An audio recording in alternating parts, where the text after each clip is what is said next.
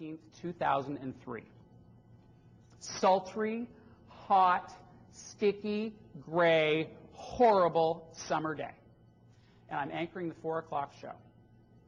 And I'm reading the news as if there's something happening. There's nothing happening. But of course, we have a show to do, so I'm reading the news as if there's something happening, and I throw us to commercial break. And then all of a sudden, the lights flash, flare, my computer goes crazy, and everything goes dark. And I turn around, look in the newsroom, black everywhere. The blackout of 2003. So you might be thinking, well, I mean, great, go get a beer. No one else is working.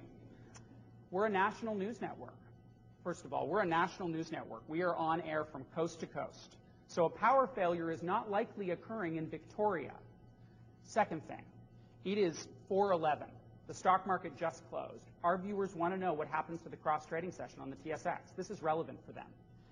Third, there are business implications for whatever it is that has occurred. How are businesses going to be affected by such a massive power outage? And fourth, and most important, I was on the air when the jets hit the World Trade Center on September the 11th, 2001. So for any journalist who worked that day, we are constantly living with the question, when is it going to happen again? And while that's not obviously relevant to the viewer at that moment, it's relevant to us in the chair. So I don't know if I'm dealing with a power failure that's 3 blocks wide, or if a generator has been exploded and there's going to be significant consequences. So behind me, the chase producers are making phone calls from their cell phones, trying to call anybody they can to find out what's going on. The writers are scanning what wires we have, given that the emergency generator has revved to life again. The technical people are rebooting all the systems, trying to figure out what we can do. But we have emergency power. We can be on the air. And so we go on the air. And here's how it unfolds. The floor director looks me in the eye, says in 5, 4, 3, 2, 1, you're on.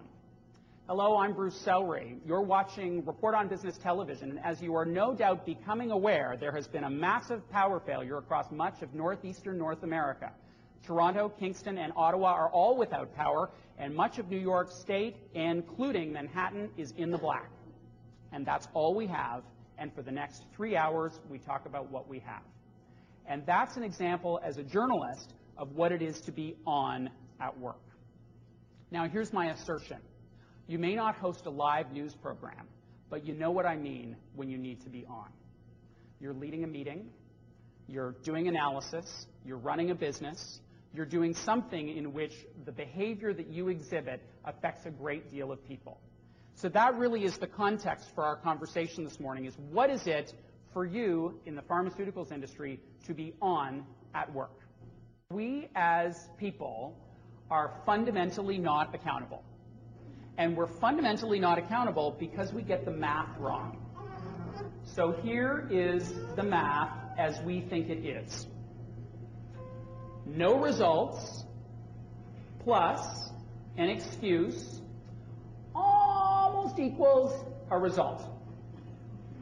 No results plus an excuse almost equals a result. Almost. Not quite, but almost. Procter & Gamble. My advertising didn't score well. Plus, legal wouldn't let me say what I wanted to say. Almost equals pretty good advertising. Not quite, but pretty good. Pretty good. And that's the math that we use. That's the math that we live by. So give me some examples of excuses in the pharmaceuticals industry.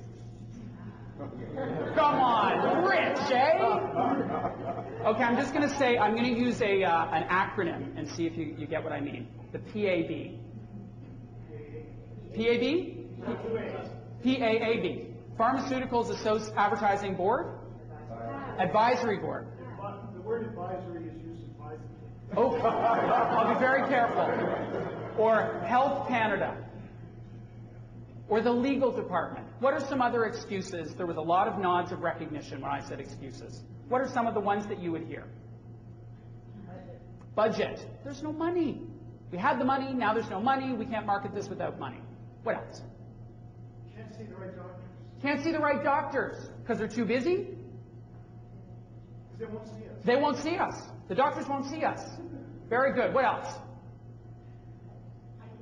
I didn't know. I just really didn't know. The traffic. Have you seen the traffic in Toronto? How could I be at the meeting on time? The traffic's insane. It's like Mexico City. What else? What else? Here's another one. This is one of my favorites. I worked really hard.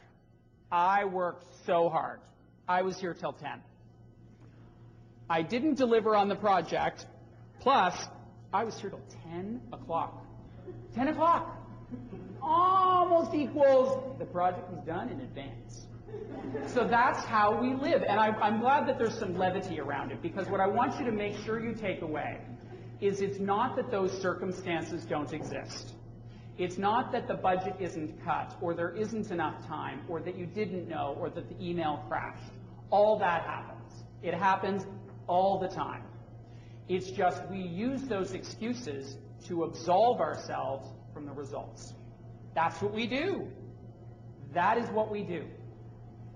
Now, the funny thing is that the math doesn't work that way, as you well know. Here's how the math actually works. No results plus a reason equals no results. That's how it works. That's really how it works. How many of you are parents? Let me see a show of hands. How many are your parents? Okay. For the parents, you understand this at a level in which, it's like off the charts, you understand this. And here's how I can tell.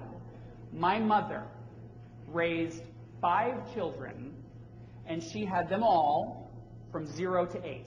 So 5 kids under 8 years old. I see some of the women out there shaking their heads. She's a crazy woman. But she did. She did. And here's how she does the math.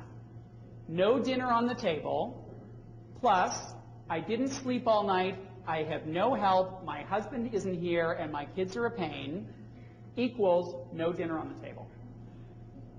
That's what parents do. That's the math that they do as parents. And yet we don't do that math in the workplace.